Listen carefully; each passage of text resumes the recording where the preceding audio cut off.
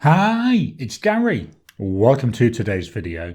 Well, it's a rather chilly day here in Western Australia, so I thought chilly days you tend to go blue, so let's have some blue pens. 5 blue pens from my collection. Join me now down on the table and we'll take a quick look at these pens.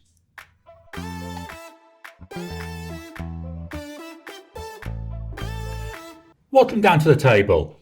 So today we're going to take a look at 5 blue pens from my collection. You may have seen a lot of these recently because when I was planning for this I had all 5 already inked up. So I thought, yes, let's not ink up any other pens if we can avoid it. And some of these, it'll be the first time though you've seen them compared against each other. Paper I'm going to be using, this is Ayush paper. It's a slightly cream colour and it's 100 GSM paper. I'll turn it round. And we're going to start with pen number 1. This is by Jinhao and it's the Jinhao X159. Don't confuse it with the 159. Size wise, yes, they're very similar, but this is made of like plastic, whereas the 159, that's a metal pen. A lot difference in weight. This is fairly light feeling. This is a cartridge converter. There we go. We've got a Jinhao cartridge in there. And look at the size of that section. It's a big chunky section. If you've got small hands, not sure if this would be very comfortable for you. We've also got on here a number 8 sized nib. This was the first pen I got with a number 8 sized nib.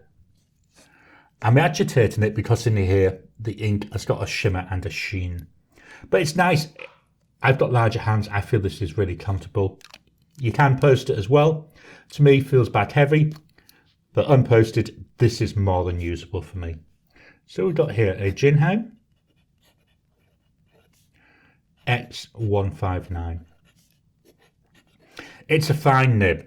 To me, it feels fairly soft and it looks a bit wider than I would expect for a fine nib. Price-wise, this is really expensive, about 9 Aussie dollars. The ink.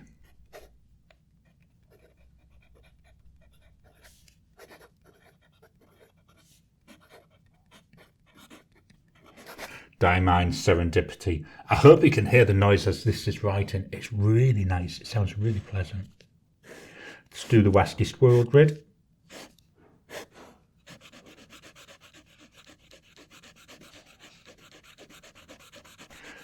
This is where you can tell it's a fine nib, the amount of time it's taken to fill this.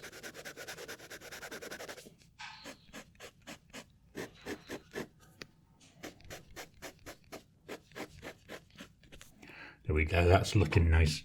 Drying times, that's immediate. 10 seconds. 30 seconds.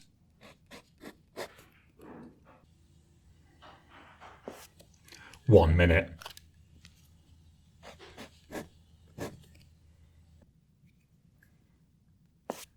After a minute there, that's still fairly wet, a very wet combo. So this is the Jinhao X159. After we've looked at all the pens, I will write a sentence on some different paper with each of the pens, and there we'll take a closer look at the ink. Let me move this up so we can get in pen number 2. So pen number 2. It's from Asvine. This is the Asvine P20. I believe the material is called Starry Skies. It looks really nice. A little bit, to me, like you see on the TV when you see auroras. Maybe the colours are a bit wrong, but that's what it really reminds me of. It's nice, yes. It's very close looking to a Leonardo Momento Zero. Even down as to having the fidget wheel there. I love this fidget wheel. I'm terrible for fidgeting, so that's really nice to have. Piston filling pen. We do have a fairly small ink window. It's usable though, that's the thing. But yeah, it is small. In the hand, it's really nice and comfortable. Got number 6 size nib on here. Feels really nice. So we got here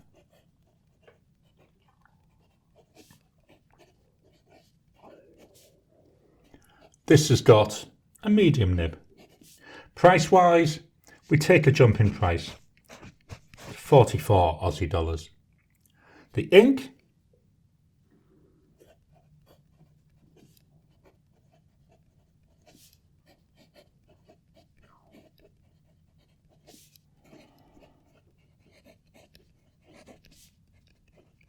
Neptune Occultation.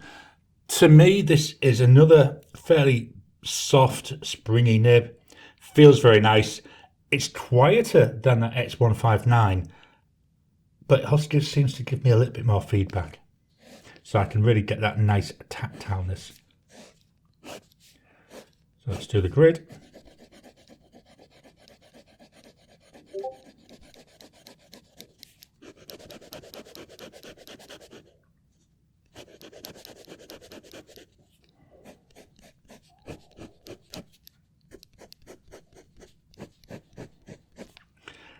Not sure, it's not advertised as being a stub or anything, but to me it looks like there may be a teeny tiny little bit difference in width with the lines going this way rather than that way, but that's maybe wishful thinking.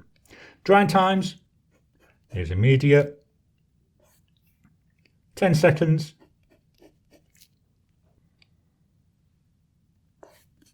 30 seconds,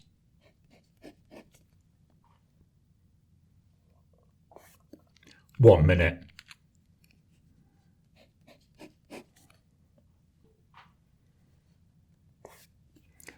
Still getting a tiny smudge, nowhere near as wet as that X159, but there is still a little bit of a smudge coming off. So that's the Asvine P20. Our final pen from mainland China. This is by Admok, and it's the Admok M800. This one heavily inspired by the Pelican M800. Go this beautiful blue. I love looking at this. It's really visually really interesting. Another piston filling pen. We don't have an ink window on here. This is one of the downsides. I don't like pens without ink windows. Personal choice, but I find I struggle with them because I've got no idea what my ink level is. Okay, number 6 nib there. Nice fancy looking nib, that one. This is a Schmidt nib and it's a broad. Nice in the hand, nice feel, really pleasant pen. So we've got here an Admok.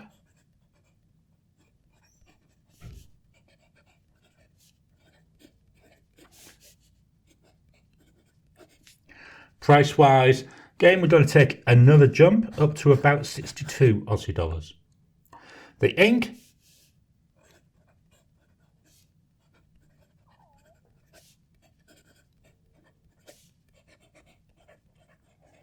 Colorverse Blue Moon. And no, I'm not going to burst out into song.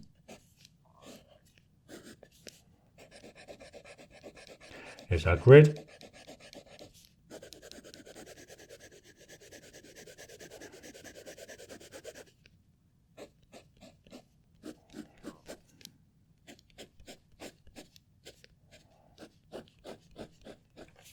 Really nice. I like this nib. I like Schmidt nibs. This is nearly a Goldilocks nib, you know, just about right. Drying times. That's immediate. 10 seconds.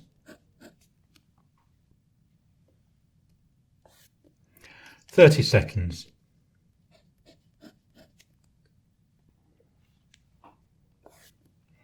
1 minute.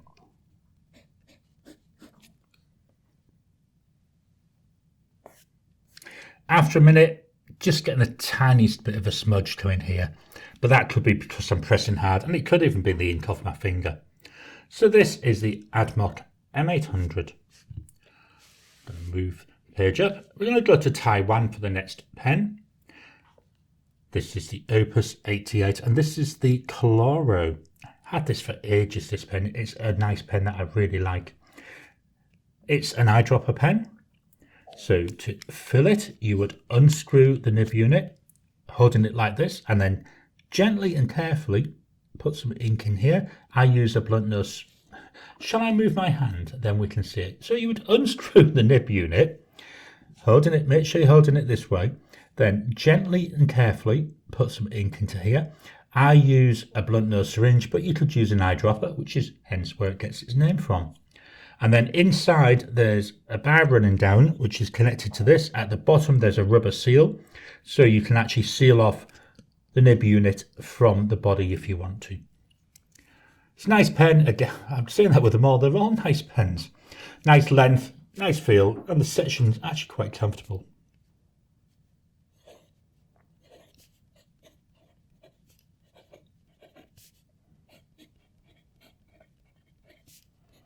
Again on this, we've got a broad nib. Price-wise, here we're taking another jump in price, up to about 137 Aussie dollars. The ink,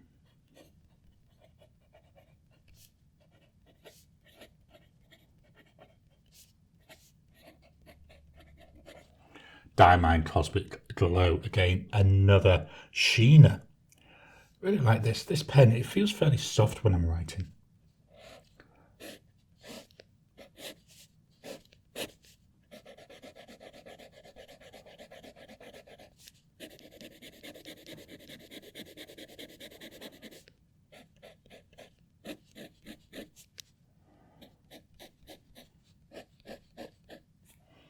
So this is another one where, again, could be wishful thinking. I do think, although it's not advertised as a stub, I do think we get a little bit of stubbiness, which does give some line variation in my writing.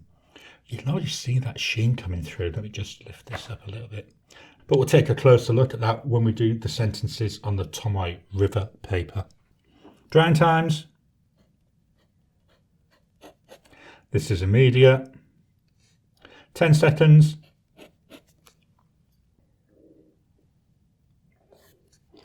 30 seconds.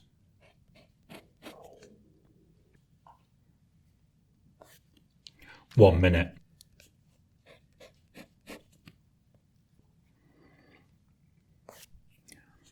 Again with this one, we're still getting a bit of a smudge coming off here.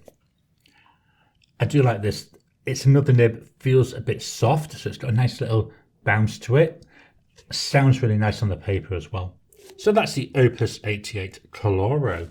The final pen, going to go to Italy for the Leonardo Momento Zero Grande. So this is the Grande version. So it's a bit bigger than the normal Leonardo Momento Zeros. This is Blue Hawaii, which is a spaghetti pattern. Very, very nice. Here we've got engraved Leonardo Officina Italiana. And this was pen number 288. Really nice. This one is a piston filler, so we've got a piston mechanism here.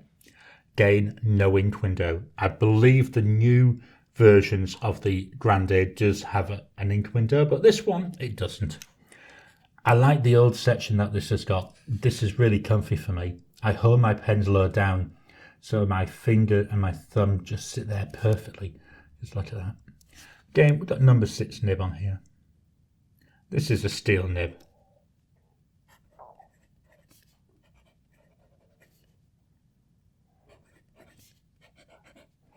I'm putting MZ for Momento Zero.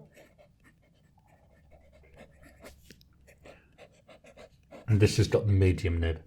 This nib made for Leonardo by Yoho. Price for this, it's another jump. About 377 Aussie dollars. The ink,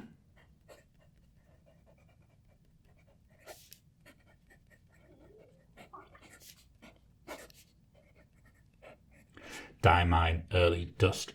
Nice pale blue. Is this maybe heading towards a turquoisey type, but still quite a lot of blue in it. Let's do the grid.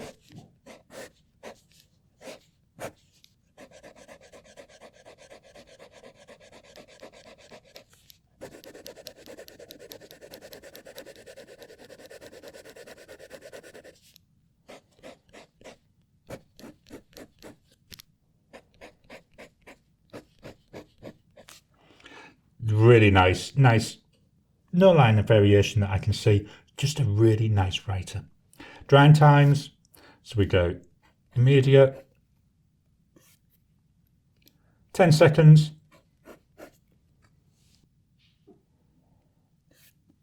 Nearly dry there. 30 seconds. There, we're dry after 30 seconds, so there's no real point in going further with that one. So it's the Leonardo Momento Zero Grande. Let's move this out of the way, and I'm going to fetch in some Tomoe River paper where I'll write a sentence with each of the pens. Just dropping in to interrupt your regular programming. Would you like to help support the channel? If so, please consider joining as a member. As a member, you'll get early access to my videos. I normally upload them a couple of days before they go out, and as soon as they're uploaded, they'll be released to members. There'll also be a shout out at the end of the videos, and then as we get the members coming in, we'll actually chat among ourselves and work out what other perks, what other things you'd like me to add in. You know, would you like maybe a monthly live chat just for members? All down to us. So please, if you can, consider joining the channel. A link will be in the description down below. Here we've got my Tomoe River paper. This is in an A5 notepad, and it's the old Tomoe River paper 52 GSM. We'll start with the Jinhao X159.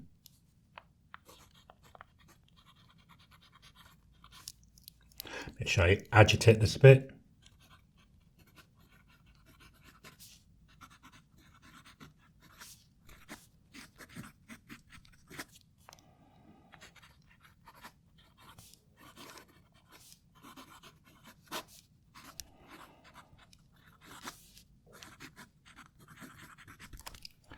That's nice. I hope you could hear it. It's a bit like a sing-song as it was writing. It's fairly loud as well. Really pleasant there. The Asvine P20.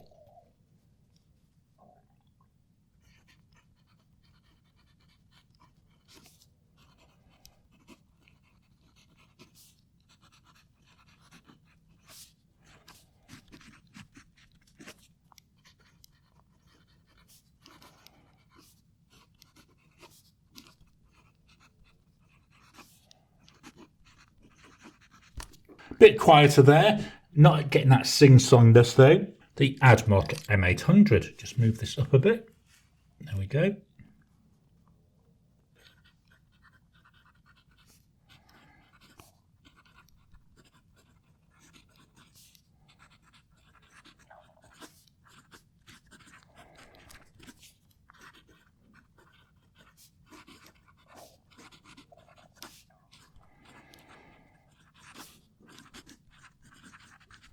So again, to me, that's another fairly soft whispering nib, but occasionally I'm getting a sound, I want to say like dragging something on a bit of wood, only very, very briefly and very quietly. The Opus 88.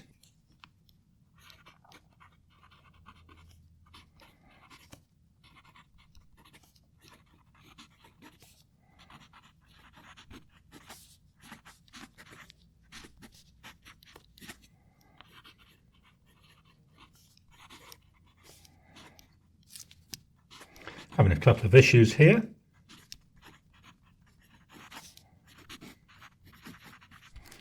I think those issues were to do with how I've got the pen rotated.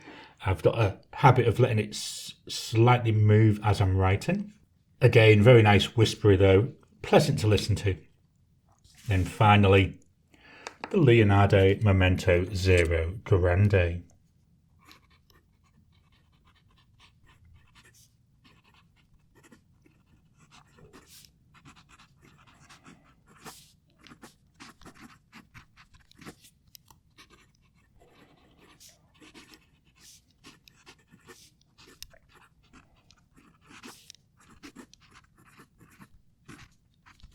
This nib, very stiff compared to all the others.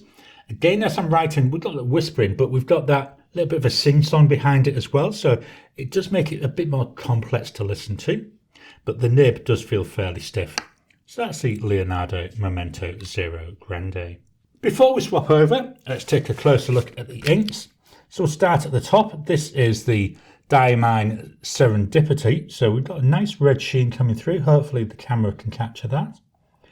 And then we've also got bits of like a, I want to say like a coppery shimmer. Certainly I can see that on Grumpy and Wizards. Just trying to catch it so we can get the light on it. I know it's quite difficult at times, so yeah, I'm seeing something there. The next one, this is a standard ink. We've got a nice dark blue there. Although we've got hints where it's darker and hints where that blue is coming through a lot nicer. With the blue moon, fairly pale, quite a lot of shading coming through on here. Again, looks quite nice. Wow, Cosmic Glow. This is an Extreme Sheen ink from Diamine. Wow, just look at that. Absolutely covered in red. The sheen on this is absolutely amazing. Hopefully that's capturing it better on the camera for you. Then the last one, back to standard ink. This is Diamine Early Dusk. Again, I'm seeing bits of shading, but nowhere near as much as I was seeing with that blue moon. Let's fetch in the original notepad. I can't quite fit all the writing samples in, so I've tried to get a tiny bit of each of the bottom and the top one. So our pens, we've got the Jinhao X159. We've got the Asvine P20. We've got the Admok M800. The Opus 88 Koloro. And the Leonardo Momento Zero Grande. All the pens really nice. They're all blue. If I was to be challenged and you said to me, Gary, you can only keep one of them, which one would it be? It wouldn't be the Jinhao. The other four, starting to get closer. I'm going to rule out the Leonardo and the Admok for lack of an ink window. I like the fact the piston fillers, but no ink window, so not really helpful when I need to know how much ink is left in there.